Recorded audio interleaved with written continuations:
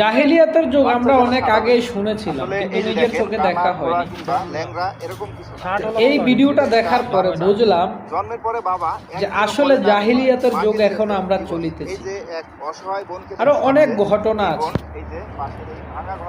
তো এই যে ঘটনাটা, একজন মার আকুতি, নীরব কান্না, যে তার বাচ্চা সাদা হয়েছে কেন, সেটার জন্য তার স্বামী তাকে ছেড়ে দিয়েছে।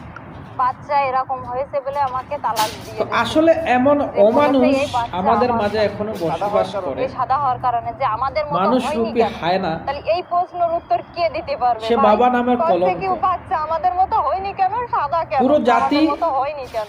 এই নোংরা বাপকে আজকে গালিগালাজ করছে। হ্যাঁ, তার এটা প্রাপ্য। 70,000 টাকা দিয়েছে, কেননা সে যে কাজটা করেছে 1 টাকাও না এটা দেব না, কেউ গ্রহণ করবে না। এটা গ্রহণ করার নয়। দোয়া ও ভালোবাসা রইল এই বোনের জন্য এবং এই ছোট বাচ্চাটার জন্য।